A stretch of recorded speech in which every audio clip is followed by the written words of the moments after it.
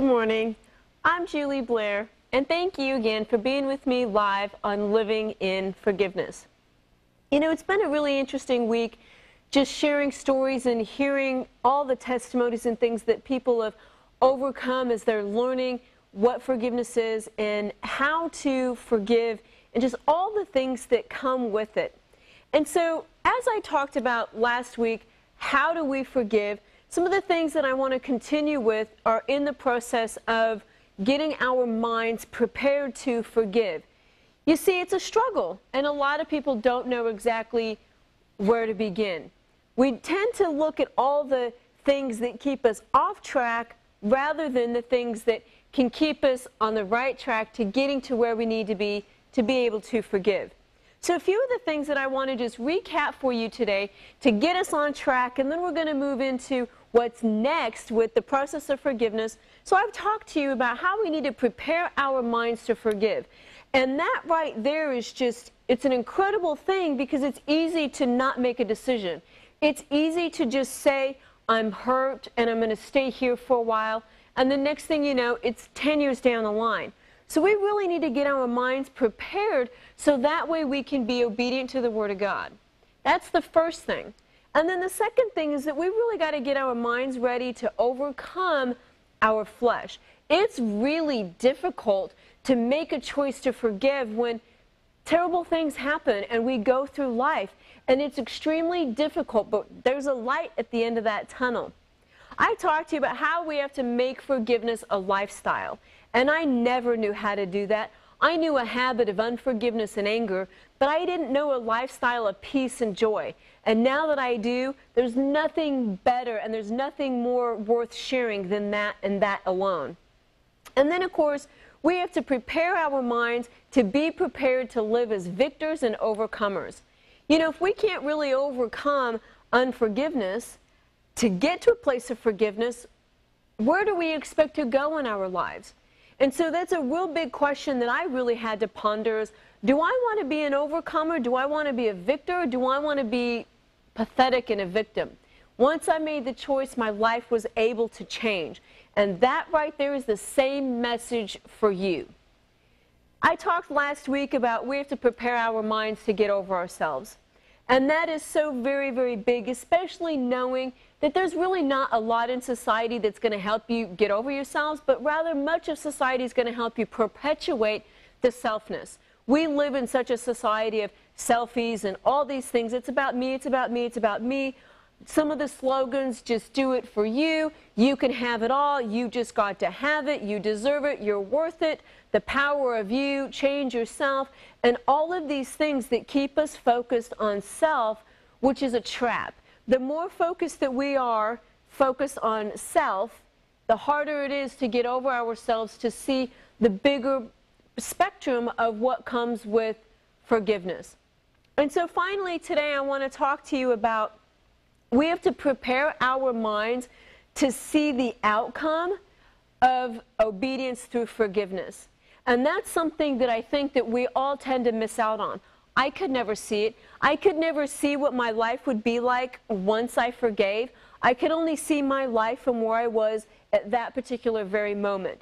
And all I was living in was many, many, many hurt things. And while those hurts were justified, I was not justified by staying and making that choice to live in all of those things. And so you see, when you live in unforgiveness, you can't see what surrounds you. All you're living in is the muck, the mire. You're living in a state of anger. And maybe you may think it's justified, but it will keep you there. Maybe it's the bitterness, the resentment, the overflowing of the victim mentality. Maybe it's all the things that keep you from never being able to see the future and how bright your future is. And that was me. I could not see anything beyond where I was at that very moment. I could not see the beauty of the future because I didn't have a future, because unforgiveness was sucking the life out of me. When your life is sucked out of you, you can't see a future. You can't see the beautiful things that God is going to put before you. You can't stop and smell the roses because even the roses are as dead as you are. And so looking at this, forgiveness is such a big deal that I want you to be free today. Say, today is the day that I'm going to see the outcome of what my forgiveness is going to do for me. See, when we make the choice to forgive, we're going to get away from what it isn't going to get us when we don't forgive. You see, when we make the choice to forgive, it's going to help us to be able to see the truth. And here are a few truths that I found that have changed the perspective on how I see forgiveness and how I see truth and how I see the love of Christ. When you are unforgiving, it's hard to really see that Jesus is with you. I couldn't see that. I felt like I was so alone, like I was abandoned by everyone, like nobody could relate to anything that I had to say, that they couldn't relate to anything that I was going through. But you know what? Jesus was with me that entire time. I just couldn't see it. You know, I also couldn't see that He died on the cross for me, because I was so focused on me that, oh yeah, that's just talk. Sure, He did all that, but I'm hurt. Where is He in my pain? And now I see it very, very different. Unforgiveness keeps you not remembering the fact that Jesus was also lied to. He was denied 3 times by Peter, who was one of His closest friends. You know, when I think about that, it breaks my heart.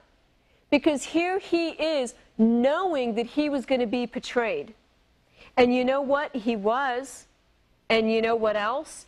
He didn't, after that betrayal, He didn't say, oh, you did this to me, you did this to me, you did this to me, you did this to me, you did this to me, and you did this to me, and you did this to me, and you did this to me, which is what a lot of times we end up living in. He didn't focus on that. He kept going to the cross, to His death, and even before He died, He said, forgive them, Father, for they know not what they do. Think about that just for a moment. That He didn't let unforgiveness sidetrack Him from the mission that He had to complete. Don't you think there's a mission for your life? Don't you think that you are worthy enough and called enough to go forward with that mission? Do you really want to let something like unforgiveness keep you from that?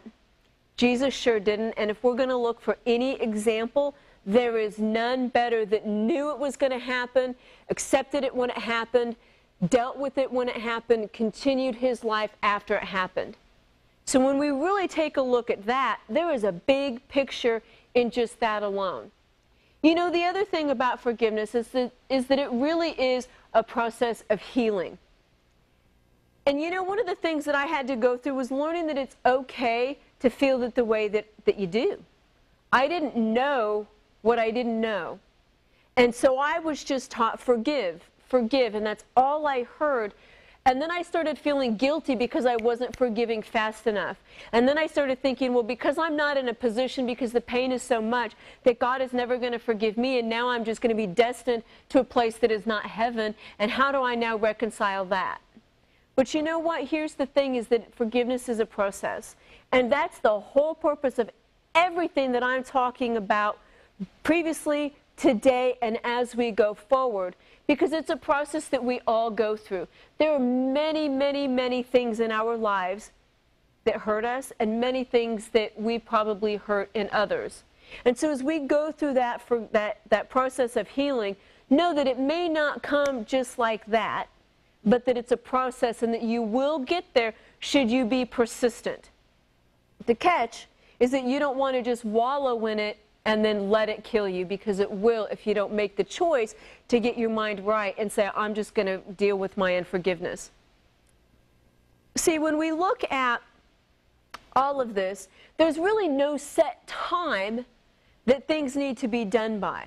Now, of course, be quick to forgive without a doubt. Now, we understand that, and it's easier the more in line you get with the process. You know, once I had to go through the process of forgiveness and really understand things about my biological mother, it helped me to really see her and love her for who she is. Once I forgave her for abandoning me, and once I learned the truth that I was an almost baby on the black market baby list in Canada, it changed my heart, because I could see here is a mother who was put in a position to where she was told, either you sell your daughter or you'll never see her again. And so what's a mother to do? When I started learning more about the story from my mother's perspective, it changed my heart. It changed my life. Every single thing softened. But it took time. And that's what I want you to really recognize, that regardless of where you're at, regardless of what you're going through, know that there is freedom and that you can achieve that freedom and become a victor. And that it may not just be, oops, I'm done, let's move on, without any process or any grieving through that. So don't mistake it to think that if you don't do it right when something happens, that you're just going to be destined to condemnation, guilt, shame, and all those other things, because that's a man-made lie, and you don't need to accept that upon yourself. The other thing I want you to recognize is that when we harbor unforgiveness, what it keeps us from doing is seeing that we're not the only ones with our unique situations. Now, what does that mean? You know, I used to be a victim, and yes, I was in many instances, but also what unforgiveness kept me doing is thinking that I was the only one who had ever had my experience. I was the only one that had been abandoned. I was the only one that had been a victim of infidelity. I was the only one who, and you can fill in the blank for yourself. And it might be a crass thing to say that none of us are really the only ones who have experienced these things, but it kind of puts things into perspective. You may be a victim of abuse. Are you the only one? Probably not. And I'm not trying to compare anything, but I'm wanting you to see a bigger picture, that unforgiveness keeps us trapped in thinking that we really are the only ones who have gone through such a situation.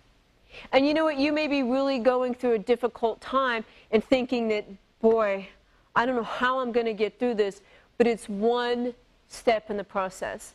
And when you recognize it, that as we all go through life, we all have situations that we can all relate to.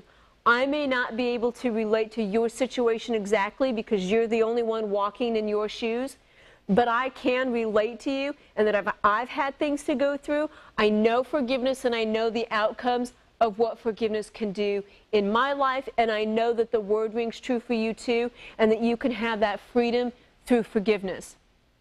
The final thing that we tend to miss out on when we're focusing on our own forgiveness is that there's peace through it. You see, I didn't know anything about peace. I didn't have any peace. I didn't have people in my life that really spoke truth to me. They said some things, but many of them were scared of me because I was not a very nice person, which I was just very unforgiving. I didn't know what peace was. I didn't know joy. I didn't know contentment. I knew discontent. I knew anger. I knew upsetness. I knew frustration. I knew all the things that one shouldn't have to know, but I did by the choices that I made. But what I've learned is that through forgiveness, and the quicker that I learn to forgive, and the quicker that I forgive, the easier it is to get my peace back. And don't you want peace? Who wants to go through life being miserable, angry, hurt, depressed, and all these other things? It's not enjoyable, and it makes life unenjoyable for many others around us as well. And so as we go through this process, we start to recognize, okay, what else does God's Word have to say about blessings and rewards, and what if I don't forgive, and what if I do? Take this with you. I like the Old Testament, and I like the New Testament. There's many rewards that come when we make the choice to forgive. In Deuteronomy, it tells us, if you faithfully obey the voice of the Lord your God, being careful to do all of His commandments that I command you today, the Lord your God will set you high above all the nations on the earth. Now, when I really started looking at this, it's a funny thing, because the Word tells us if we faithfully obey the voice of the Lord. So that means that we need to have a level of faith in order to get to where we need to go. And that's where, when we couple that with praying for the faith and the strength to be able to get to where we want to go, to be able to forgive, guess what? He's going to fill us. He's going to provide everything. And I will tell you, on that day in 2007, it was New Year's Eve, I didn't know how to forgive. I didn't know how to do any of it. All I knew how to do was cry out because I was in so much pain.